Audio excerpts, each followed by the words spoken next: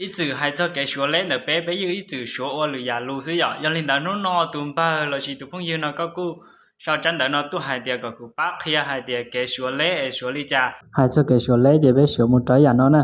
họ nói để số lễ ý một cho lễ chua thế nè nên cho lễ yêu bé bao chỉ cho xa gì chua với nhà là sư họ là cho họ nói để cho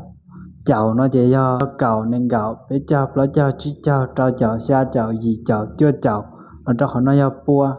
bùa nó giờ ý bùa áo bùa bé bùa bao bùa chỉ bùa nữa nè họ là trao lúc xuân thì chỉ nó để cho chén là chỉ chia ít chia ở chia bé chia bao chia nữa rồi trao đọc án nó chỉ cho và nó chỉ ý bảo và bé và nữa tụi nó tiếp theo và ta thì lùm lo cho sèn thì mà bé lùm móng bé chỉ mua hai tia sèn nó chỉ bé mua hai tia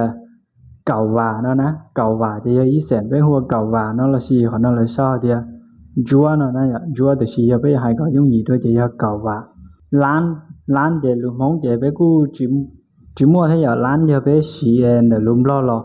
bé xì là lùm lo bé cái lo li là xì chứ thì xì họ nó lại hua thì trống nhờ thì bé giờ hai có bé cái xía rong nó thì họ nó giờ sèn nhờ cầu và thì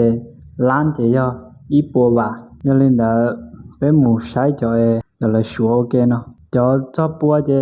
thì cho chia thì nên bao rồi bé mù sai cho đau đôi chia lúc xuân nó là 0 nó chỉ là hua vô rồi mong cái hua vô họ nói cho ý vả nó là cầu chia họ nói cho cầu vả là ý sèn thì cầu vả ý bột chia cầu vả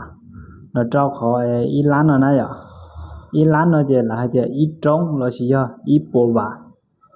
vả nó nè. Ok, cho lên đây xin chỉ đôi nhớ cho lời đại video